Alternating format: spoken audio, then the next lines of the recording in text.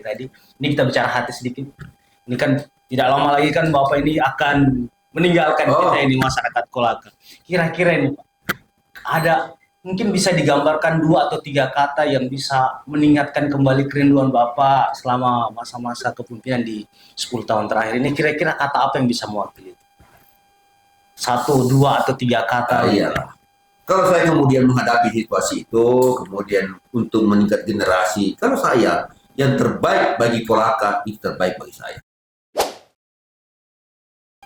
Bismillahirrahmanirrahim. Assalamualaikum warahmatullahi wabarakatuh. Dan senang sekali bisa bertemu di Baitur Rahim Talk dengan program Bincang-Bincang Santai bersama dengan tamu kita yang sama-sama kita hormati, Bapak Haji Ahmad Safi SHMH. Selamat datang Pak di Markas Baitur Rahim Syiar. Dan beliau adalah Muhtasyar Pengurus Cabang Nahdlatul Ulama Kabupaten Kolaka yang juga merupakan Bupati Kolaka. Dan suatu kehormatan bisa bertemu dengan beliau di tempat ini pada kesempatan kali ini. Baik, bagaimana kabarnya Pak? Alhamdulillah, baik. Saya panggil Pak Sape OP ya, mungkin lebih akrabnya dikenal masyarakat Kolaka. Ya. Baik, mungkin ada sedikit pertanyaan ini yang mau kami ajukan terkait kapasitas OP ini sebagai Bupati di Kabupaten Kolaka. Bagaimana Bapak melihat peran NU dalam mensupport pemerintahan dan membangun Kolaka serta sinergi yang dibutuhkan untuk daerah ke depan? Seperti itu. Bagaimana? Ya baik, terima kasih. Pertama-tama saya ucapkan rasa hormat dan bangga saya bisa hadir di tempat ini untuk mengisi acara ini. Nah, baru saja bertepatan tadi baru saja kita melaksanakan istighosa terkait dengan peringati 1 abad kelahiran Nahdlatul Ulama di Kabupaten Kolaka ini.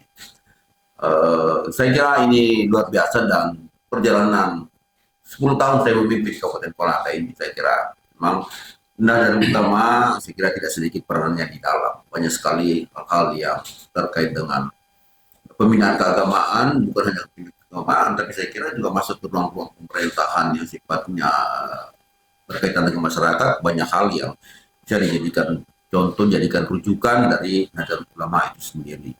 Saya kira mau atau tidak kita akui, tapi saya kira hampir semua pondok-pondok tahfiz maupun pesantren yang ada di khususnya di Kota Kolaka ini, saya kira semua afiliasinya Nahdlatul Ulama. Ya, baik. Kemudian selaku Muhtasyar nih Pak Bupati, apakah mungkin bisa menyampaikan sedikit apa harapan OP selaku Muhtasyar PCNU Kabupaten Kolaka terhadap ranah perjuangan atau arah perjuangan Nahdlatul Ulama ke depan di daerah kita? Tentu sebagai Muhtasyar saya sangat berharap bahwa mari kita bersama-sama, kalau kita seperti yang saya sampaikan tadi, bahwa memang dinamika ormas-ormas ini saat ini luar biasa ya, lahir begitu tiba-tiba ada lagi ya, ormas apa begitu. Tapi saya berharap bahwa kalau kita tetap berpegang teguh dengan ya kita NU yang dari awal ya, bahwa memang NU itu adalah salah satu organisasi yang betul sangat instan dengan bagaimana mempertahankan NKRI. Ya, saya berharap seperti begitu. Dan kita tidak kemana-mana, walaupun dinamikanya banyak, yang pengaruh banyak apa. Tapi saya kira kalau kita tetap konsisten dengan itu, kita bahwa kita kembali ke awalnya, bahwa memang sejak awal salah satu ormas Islam yang besar di Republik Indonesia yang memberikan dukungan terhadap lahirnya negara Republik Indonesia ini, saya kira kita harus konsisten sampai hari ini. Dan itu harapan saya kepada semua umat Nahdiyin. Mari tetap kita pegang teguh itu, karena memang kita lihat ke belakang. Tadi seperti yang disampaikan Ustaz Saifuddin Mustamin terkait dengan dinamika ini, saya kira memang ini yang perlu juga kita pertahankan terus, karena memang ya kita harus mengakui bahwa memang negara Republik Indonesia ini lahir dari ya rahim, bukan hanya dari rahim yang berwarna-warni, yang berpengalaman begitu. Dan kita berharap ini saling kita bisa memahami, karena ya tadi disampaikan bahwa kerukunan umat itu ya harus kita jaga, ya harus kita lihat, karena pada akhirnya jika itu yang terjadi, hal-hal yang dia seperti yang diisukan oleh berbagai macam ormas yang tidak jelas sampai dengan hari ini, saya kira dia akan merugikan Nahdlatul Ulama ya, khususnya dan umat Islam pada umumnya. Nah, terkait dengan dinamika yang Bapak sebutkan tadi, mungkin apa nih yang mau disampaikan kepada masyarakat daerah Kabupaten Kolaka? Apalagi kan ke depan ini kita akan menghadapi tahun-tahun yang cukup panas ya, Pak. Jadi saya kira kita semua sudah tahu bahwa ada dinamika sosial politik dan sebagainya. Kira-kira apa yang mau disampaikan kepada masyarakat Kolaka? Kalau saya begini, dinamika politik itu jangan kita itu dinamika politik mau hangat, mau adem-adem aja. Ya, saya kira terpulang kepada kita ini masyarakat Kabupaten Kolaka, khususnya kita ini umat Nadien. Saya kira ini yang harus kita pegang, sehingga saya berharap bahwa biarkanlah itu politik berjalan sendiri dengan relnya sendiri. Kita yang lain ini lebih bagus kita perbaiki kita punya kehidupan. Yang pedagang menjadi pedagang yang baik, yang menjadi pengusaha-pengusaha yang baik, yang kalau dia petani yang baik, nelayan yang jadi nelayan yang baik. Tidak usah kita terpengaruh dengan dinamika politik. Dinamika politik akan berjalan dan kita ikut atau tidak ikut dalam akan berjalan ini. Sudah pasti dipastikan bahwa undang-undang sudah mengatur bahwa insya Allah pada bulan Februari 2024 itu akan terselenggara caleg. Ya mau atau tidak terselenggara, kita mau ada di situ tidak ada, itu terselenggara. Tidak usah kita ikut memanasi. Saya sering sampaikan di mana-mana. Untuk menghadapi dunia politik saat ini, yang pertama mari kita sama-sama menggunakan mata. Kita gunakan mata, kita lihat ini orang-orang. Siapa ini orang kah? Ya, apakah ini orang cuma hanya datang karena ada kepentingannya, baru datang baru kita. Karena kita baru lihat ini. Kemudian gunakan telinganya. Kita mendengar ini, siapa ini orang? Ya, bagaimana trik recordnya dan lain sebagai beritanya? Ya, kemudian kita gunakan pikiran kita. Ya, seperti apa ini? Ya, kemudian yang terakhir, ya, mari kita gunakan kita punya hati. Karena hanya hati yang tidak bisa kita bohongi. Ya, mata, telinga, pikiran bisa kita bohong-bohong semua. Tapi kalau kita simpan di hati, oh ternyata begini lain pilihan. Karena mau atau tidak, pilihan ke depan itu jangan kita menyesali diri. Saya kira banyak pengalaman terkait dengan politik ini kita menilai sendiri. Nah itu saya berharap kepada kita semuanya, masyarakat Kabupaten Kolaka tidak usah terprovokasi dengan persoalan politik. Biarkanlah orang yang politik, dia urus politiknya. Kita ini yang nelayan, tidak usah ikut-ikutan menjadi politik. Kita bisa jadi nelayan yang baik, jadi petani yang baik, jadi pengusaha yang baik. Ya karena pada intinya, kalau ini terjadi dinamika yang kurang bagus nanti perjalanannya, ya akan rugi itu paling banyak adalah umat Nahdien. Kenapa? Yang banyak jadi pengusaha di Kolaka ini, yang banyak jadi petani cengkeh yang baik, nelayan baik itu umat Nahdien. Nah kalau terjadi sesuatu yang tidak kita inginkan, kita tidak bisa pergi berusaha, kita tidak bisa pergi berkarya dengan baik, kita nelayan tidak bisa bekerja dengan baik. Utamanya kita ini orang-orang pengusaha, pasti toko semua tutup. Yang rugi siapa? Nah rata-rata yang toko di Kolaka itu umat Nahdien. Kita yang rugi Pak. Olehnya kita lah ini umat Nahdien yang harusnya menjaga situasi ini, menjaga ini kondisi agar tetap kondusif, kita aman, kita bagus bersilaturahmi sehingga normal jalannya kita bisa berusaha dengan baik. Saya kira itu harapan saya. Apalagi saya kira ada satu hal yang saya ingin titipkan kepada kita ini, khususnya seluruh masyarakat Kabupaten Kolaka, khususnya umat Nahdien.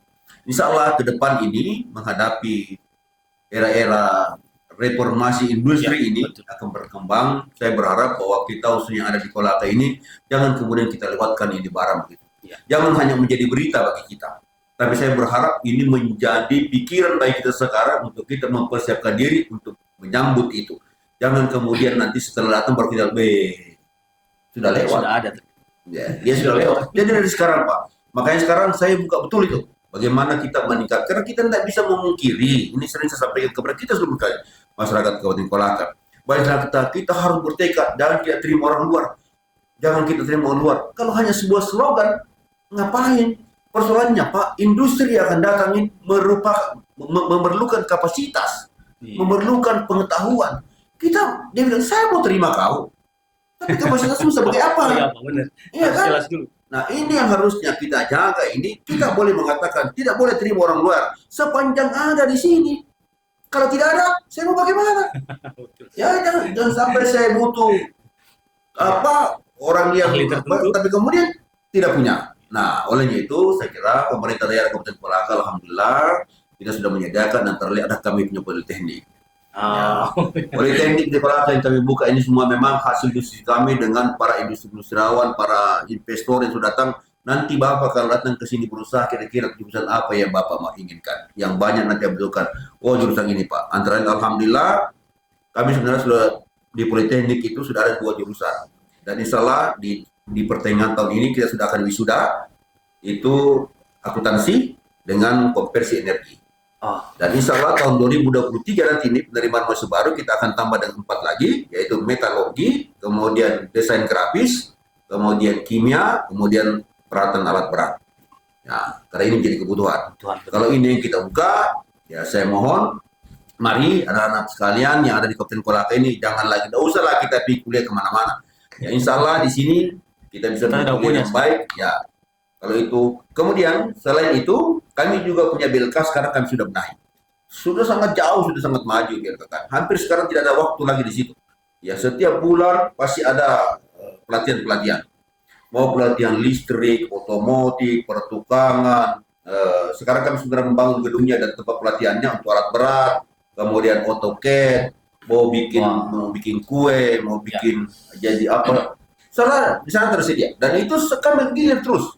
Setiap bulan kami gilir, ya banyak bulan ini otomotif, besoknya pertukangan, besoknya lagi listrik, besoknya lagi apa. Kita gilir terus begitu. Dan ini kita buka berjalan terus-menerus sehingga kita berharap bahwa memang satu saat jika industri itu datang, kita tidak jadi penonton ini orang Kolaka. Dan saya tidak mau orang Kolaka banyak dalam industri itu, tapi sebagai apa?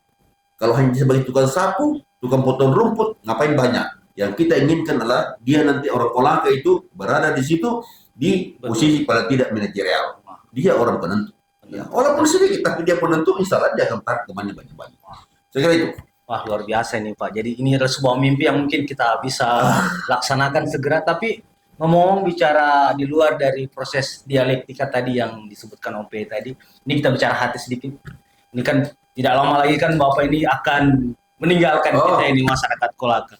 Kira-kira ini Pak, ada mungkin bisa digambarkan 2 atau 3 kata yang bisa mengingatkan kembali kerinduan Bapak selama masa-masa kepemimpinan di 10 tahun terakhir ini. Kira-kira kata apa yang bisa mewakili itu? 1, 2 atau 3 kata. Iyalah.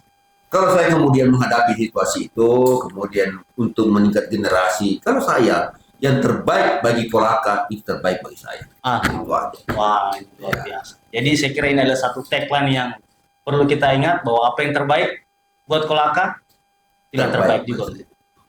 Baik, terima kasih. Dan inilah bincang-bincang kita di Baitur Rahim Talk bersama tamu istimewa kita, Om P. Terima kasih telah hadir di markas tim siar Baitur Rahim, dan sampai jumpa lagi di Baitur Rahim Talk berikut. Assalamualaikum warahmatullahi wabarakatuh. Assalamualaikum warahmatullahi wabarakatuh.